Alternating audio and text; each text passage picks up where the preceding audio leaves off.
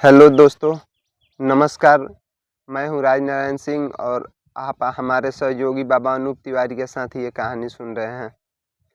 आज की कहानी दिल्ली की है।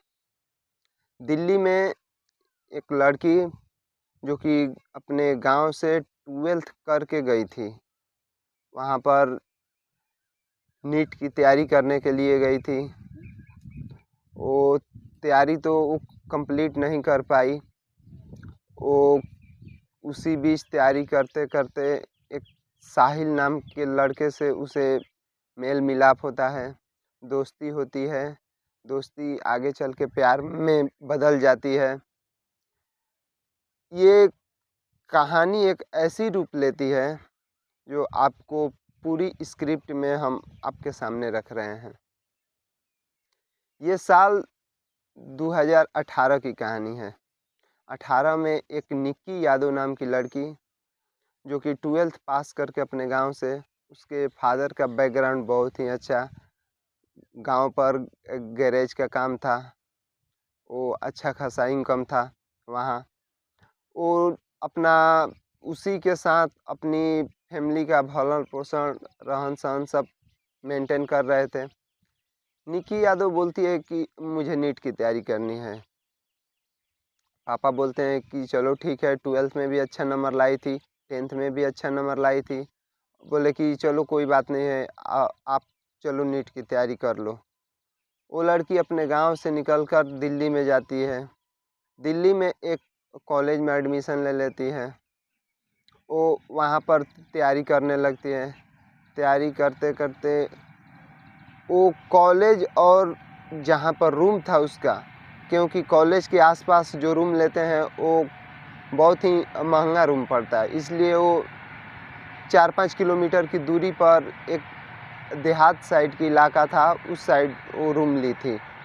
वहाँ रूम लेने से ये फ़ायदा था कि जो यहाँ एक रूम में भाड़ा देना पड़ता था, वहाँ एक भाड़ा में खाना पीना भी और रूम का भी मेंटेन हो जाता था, इसलिए वो वहाँ पर रूम ली। वहाँ रूम लेने के बाद अपना बस ले डेली आना जाना। उसी बस में एक साहिल नाम का लड़का चढ़ता था, जो वो अपना बीए ग्रेजुएशन कर रहा था। तो ग्रेजुएशन कर रहा था तो वो भी उसी बस ले डेली आना जाना। दोनों एक दूसरे को देखते पहचानते। धीरे धीरे दोस्ती हुई, दोस्ती नंबर लेन देन हुआ। दोस्ती धीरे धीरे प्यार में बदल गई। प्यार में बदलते वो फ़ोन पर लगातार घंटों घंटों बात करते, व्हाट्सएप चैट करते। करते करते वो उन लोगों का 2 से 3 साल निकलता चला गया। निकलते चला गया। जो साहिल भी था उसका भी फैमिली बैकग्राउंड बहुत अच्छा था। उसके फादर भी गैरेज में, वो पूरा मतलब उनका बहुत बड़ा गैरेज था, वहाँ पर बहुत सारे मिस्त्री को रखना, खाना पिलाना, सब बहुत तरह का वहाँ था। उनका डेली का लगभग बहुत अच्छा इनकम था। तो साहिल भी एक अच्छा बैकग्राउंड से था। ये माने तो वो धीरे धीरे निक्की यादव और वो साहिल दोनों को एक दूसरे से प्यार हो गया। प्यार हो गया तो वो साहिल बोला कि चलो अब अलग अलग रूम नहीं, एक रूम में रहते हैं। वो दोनों की भी मर्जी रही। वो दोनों ने एक रूम लिया, एक ही रूम में वो रहने लगे। रहते साल 2023 चलने लगा। 23 चलने लगा तो जनवरी ख़त्म हो गया। जनवरी ख़त्म हो गया तो फरवरी माह के शुरुआत में ही 1 या 2 तारीख को साहिल के घर वालों ने बोला कि हम तुम्हारी शादी करते हैं। साहिल शादी तो करना नहीं चाहता था, क्योंकि इधर वो निक्की यादव से प्यार करता था। वो घर वालों के आगे वो कुछ बोल नहीं पाता था। ये बात भी नहीं बताई कि मैंने एक लड़की से प्यार करता हूँ, उससे शादी करना चाहता हूँ। वो घर वाले मानते भी नहीं, क्योंकि जिस घर में आप बड़ों की बैकग्राउंड अच्छी खासी रहती है, वहाँ पर छोटों की कोई नहीं चलती। जो उन लोगों का मर्जी रहता है वही होता है। तो वहाँ पर वो लोग लड़की देखने लगे। ये टालता मगर कितना दिन टालेगा। चलते चलते चलते वो 2 या 3 तारीख 5 तारीख तक उसकी एक जगह शादी फिक्स हो गई। शादी फिक्स हो गई तो उन लोगों ने बोला कि 9 तारीख की सगाई करते हैं। अब 9 फरवरी 2023 को उसकी सगाई होती है। सगाई होती है तब तक कि और 9 तारीख को सगाई थी और 10 तारीख को शादी थी। तब तक निकी यादव को जैसे तैसे अपने दोस्तों के थ्रू उसको पता चल जाता है कि साहिल शादी कर रहा है। वो भड़क उठती है क्योंकि साहिल ने इसको बताया ही नहीं था कि मेरी शादी हो रही है ऐसे वैसे। वो फ़ोन करती है तो साहिल बोलता है कि हाँ बोलो। तो बोलती है कि मुझे तुमसे अभी मिलना है। तो बोला कि नहीं मैं अभी नहीं आ सकता, कुछ काम में बिजी हूँ, मैं आपको 11 बजे मिलता हूँ। बोली कि ठीक है। वो 11 बजे आया। तो तब तक कि वो निक्की यादव की एक छोटी सिस्टर थी, वो भी अपने गांव से यहाँ पर भी वो ग्रेजुएशन करने के मामला में आई थी। वो भी निक्की यादव के साथ ही रहती थी। निक्की यादव के साथ रह तो रही थी मगर इन लोगों के बारे में, इन लोगों को रिलेशन के बारे में उसको पता नहीं था। उसको तो पता नहीं था मगर जब वो आया साहिल तो उसकी छोटी बहन ने पूछा कि ये कौन है। तो बोली कि ये मेरा दोस्त है। तो बोली कि इतनी रात को कहाँ जा रही हो। तो बोली कि मैं जा रही हूँ, मनाली जाऊँ चाहे देहरादून जाऊँ, वहाँ 2-4 दिन का हम लोग का ट्रिप है, घूमेंगे फिरेंगे फिर चले आएंगे। बोली कि ठीक है।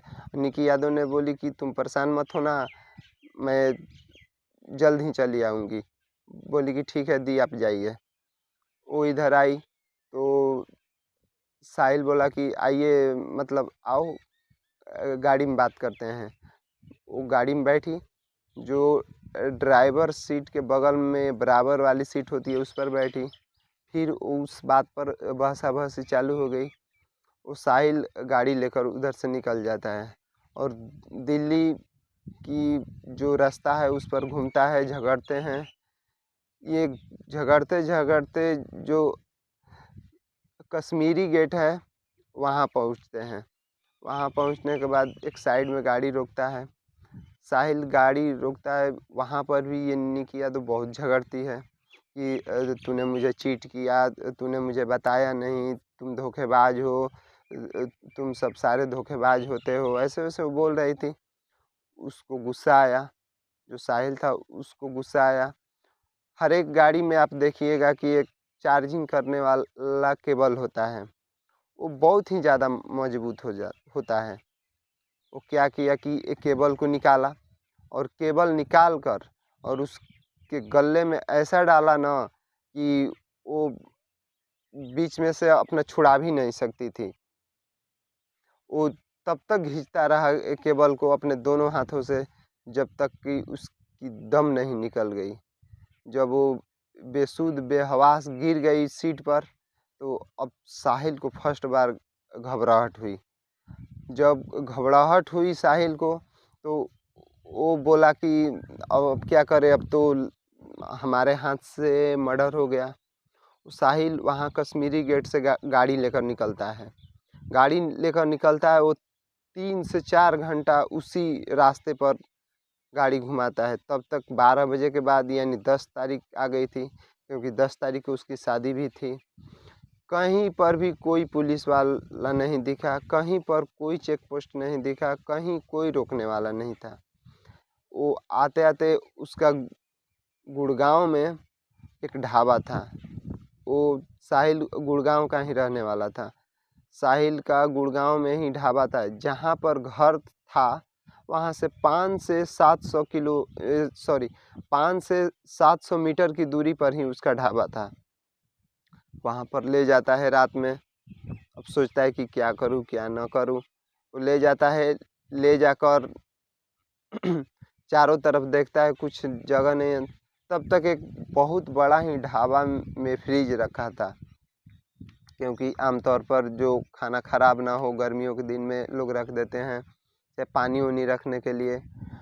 वो निक्की यादव को क्या करता है कि किसी भी तरह उसी में ठूँस देता है, और ठूँस कर 3 साढ़े 3 बजे वो अपने घर जाता है। घर जाता है तो सभी सो रहे होते हैं, वो अपने दबे पाँव घर घुस जाता है, घुस जाकर सो जाता है।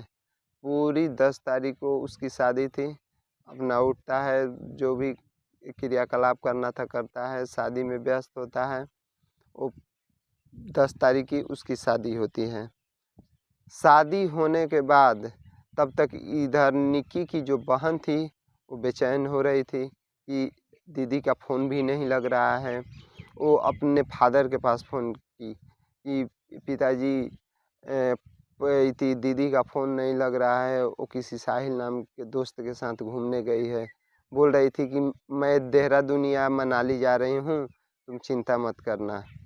पापा ने भी फ़ोन ट्राई किया, उनका भी फ़ोन नहीं लगा। बोले कि आखिर ये क्या माजरा है। तब तक वो अपने गांव से इसके जहाँ पर ये रहती थी निक्की यादव और उसकी सिस्टर, वहाँ आए। वहाँ आने के बाद इन लोगों ने सोचा कि क्या करे, पुलिस स्टेशन में कंप्लेन दे या ना दे। बोले कि रोको 2 या 3 दिन देख लेते हैं। तब तक 10 तारीख बीत गया, 11 बीत गई, 12 बीत गया। 12 बीता तो एक मुखबिर से एक पुलिस वाले को फ़ोन जाता है। बोलता है कि साहब, एक साहिल नाम का लड़का है, हमारे बगल में ही रहता है, उसकी शादी हुई है। पुलिस वालों ने बोला कि तो इसमें क्या नई बात है, शादी हुई है तो हुई है। बोला कि नहीं साहब, वो शादी तो हुई है, मगर उसकी एक दोस्त हुआ करती थी निक्की, वो नहीं कहीं दिखाई दे रही है। तो बोला कि कोई बात नहीं, ऐसा होता है कि वो इससे रूठी हुई है, वो कहीं चली गई होगी। लेकिन नहीं साहब, वो शादी तो हुई है, नहीं है वो भी ठीक है, मगर एक बात ये है कि उसके पिताजी भी यहाँ आए हैं, उसको निक्की को खोज रहे हैं। तब पुलिस वाले को दिमाग खटका, और एक मुखबिर ने ये भी बताया कि वो अपने ढाबा में 10 तारीख को रात में, यानी 9 तारीख को रात, यानी शादी तो साहब हुई है, मगर वो कार आमतौर पर बाहर खड़ी करता है, और उस दिन वो ढाबा के अंदर ले गया था। तो बोला कि बोलो, मतलब क्या कहना चाहते हो। कहता है कि साहब, वो लगता है कुछ गड़बड़ है। बोले कि ठीक है। उस ऑफिसर ने अपने सीनियर ऑफिसर को बताया। जब सीनियर ऑफिसर को सुने तो उन लोगों का कान खड़ा हुआ, क्योंकि इससे पहले वो सरधा मर्डर केस उन लोगों को पता चला था कि एक फ्रिज में लाश ऐसे वैसे ये फलान चिलान पता चला था। बोले कि चलो देखते हैं। उन लोगों ने आया तो साहिल के घर पर गए। साहिल के घर पर गए तो साहिल के घर पर कोई नहीं था। 13 तारीख को जब साहिल के घर पर पुलिस पहुंची तो साहिल के घर पर कोई नहीं था। बोले कि ये क्या माजरा है।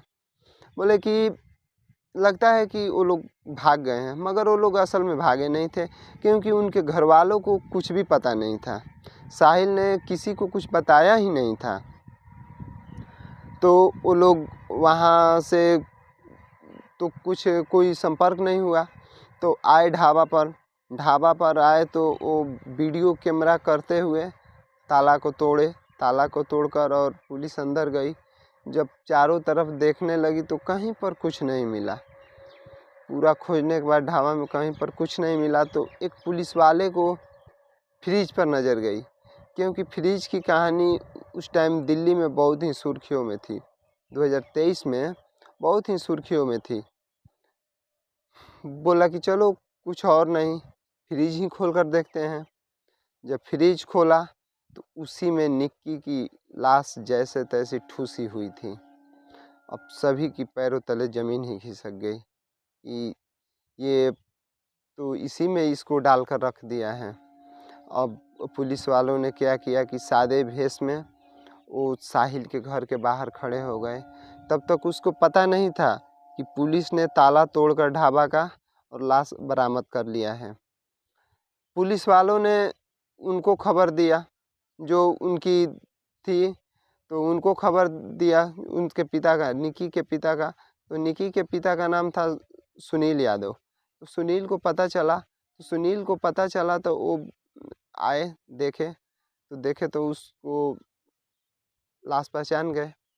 बॉडी पहचानने के बाद वो अपना बोले कि नहीं, ये सब साहिल का ही किया धरा है। पुलिस वालों ने देखा, जब पुलिस वालों ने देखा साहिल को, तो साहिल अपना 14 तारीख को रात में आया तो तब तक साहिल को पकड़ने के लिए पुलिस सादे भेष में थी वहाँ पर। जैसे ही आया साहिल, उसको पुलिस ने पकड़ लिया। पुलिस ने पकड़ा तो घर वालों ने बोला कि भाई ये क्या माजरा है। तो बोले कि देखो, आपके अपने बेटे से ही पूछो। वो तो पहले ना करता रहा कि नहीं, मैंने निकी को कुछ नहीं जानता, वो तो मेरे से आई थी, झगड़ा करके चली गई। बोले कि झगड़ा की चली गई ठीक है, मगर उसकी लाश तुम्हारे ढाबा से कैसे बरामद हुई? अब ये टूट गया, क्योंकि ये पेशेवर कातिल था नहीं। तो ये सारी कहानी बताया कि मेरी सगाई हो गई थी, मेरी शादी भी होने वाली थी, मगर ये झगड़ा करने लगी, मुझसे जिद करने लगी कि नहीं, मुझे तुमसे ही शादी करना है। तो मैंने बोला कि नहीं, घर वाले मानेंगे नहीं। बोली कि नहीं, चलो भाग चलते हैं, हम भाग कर शादी कर लेते हैं। और मैं भाग नहीं सकता था। इसको समझाने की बहुत कोशिश की, वो मुझसे झगड़ा कर रही थी, मुझे धोखाबाज दगाबाज बोल रही थी। मुझे गुस्सा आया, मैंने जो गाड़ी में केबल होता है, मोबाइल चार्जिंग वाला केबल, उसको निकाला और उसके गले पर घींच दिया। मुझे भी नहीं पता था कि वो मर जाएगी। वो मर गई। अब मैं घबरा गया। तब तक मैं सोचता रहा क्या करूं। तब तक ढाबा बंद था, तो आकर मैंने ढाबा में ही लाश छुपा दी। इस तरह का एक केस खुला। बस कहानी में इतना ही था। और हमारे वीडियो को लाइक, शेयर और सब्सक्राइब कीजिए चैनल को। मैं आपका सदा आभारी रहूँगा। आपको मुझे प्यार देने के लिए धन्यवाद। नमस्कार।